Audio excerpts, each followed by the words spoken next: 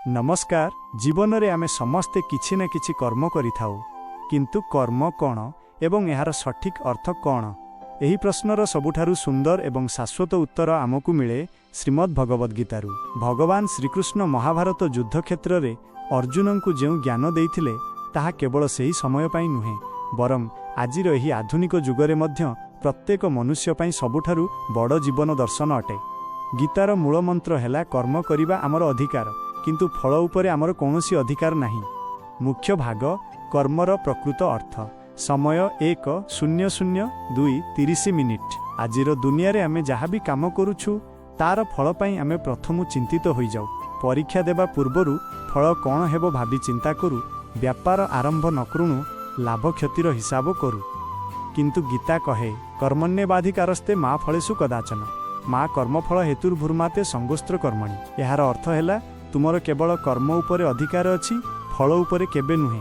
तेणु कर्मफलर आशा रखी कर्मरु केबे भी दूरे रुह नाही किंबा कर्म न करी बसी रुह नाही। जेतेबेले आमे फलर मोह छाड़ी केवल निजर कर्तव्य उपरे ध्यान देउ, सेतेबेले कामरे भय चाप एवं चिंता सबु दूर होई जाए। कामरे सर्वोत्तम प्रदर्शन आपे आपे आसी थाए। गभीरतम सत्य निष्काम कर्म समय 2:33:45। भगवान श्रीकृष्ण आहुरी मध्य कहिचंती जे आमको निष्काम कर्म करिबा उचित। निष्काम कर्मर अर्थ काम न करिबा नुहे, बरं फलर आशा न रखी सच्चोटता एवं निष्ठा सहित निजर दायित्व तुलाइबा। जेतेबेले आपण कौनसी स्वार्थ बिना केवल निजर धर्म एवं कर्तव्य भावी काम करती, सेतेबेले सेही कर्म एक पूजा किंबा यज्ञ परिणत हो जाए। एभली कर्म मन को शांति दिए एवं आत्मा को शक्ति प्रदान करे। जीवन रे सफलता एवं विफलता आसीबा स्वाभाविक, किंतु गीता शिक्षा दिए जे सुख और दुख, जय और पराजय, लाभ और क्षति एसबू को समान भाव में ग्रहण करी जे निजर कर्म जारी रखे सेही प्रकृत ज्ञानी एवं सफल व्यक्ति। उपसंहार शेष कथा समय 3:45:4:30:5:00। वक्ता अत्यंत प्रेरणादायक स्वर रे कहिबे। तेणु आसंतु आजिठारु गीतार एही महान शिक्षा को आम जीवन रे आपणाइबा। फलर चिंता करी निजकु चिंताग्रस्त न करी आमर वर्तमानर कर्म उपरे संपूर्ण ध्यान देवा। आपणकर कर्म जदि सच्चोट एवं प्रामाणिक हुए तेबे तार फल मध्य निश्चय भल हेबो। कर्म ही भाग्य गढ़े। आजिर आपणकर कर्म ही आसंता कालीर आपणक भविष्यत को स्थिर करिवो। अनेक अनेक धन्यवाद। जय श्री कृष्ण। श्रीमद् भगवद गीता जीवनर सत्य कर्मयोग और आंतरिक शांति। नमस्कार। आज आमे पुणी थरे श्रीमद् भगवद गीतार सेही महान और अमर सत्यगुड़िक विषय रे गभीर भाव में आलोचना करिबा, जहाँ मनुष्यर जीवनर प्रत्येक अंधकार को दूर करी आलोकर बाट देखाई थाए।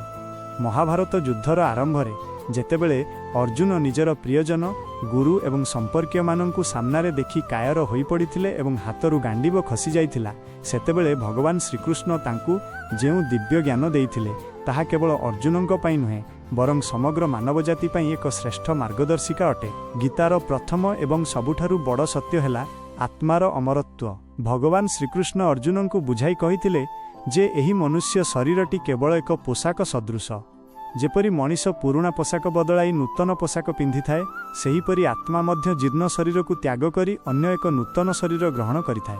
नैनं छिन्दन्ति शस्त्राणि नैनं दहति पावकः न चैनं क्लेदयन्त्यापो न शोषयति मारुतः। यार अर्थ हैला एही आत्मा को कौनसी शस्त्र काटी पारे नाही, अग्नि जाली पारे नाही, जल ओदा करि पारे नाही कि पवन सुखाई पारे नाही। आत्मा अजन्म अरूप अमर एवं अविनाशी अटे।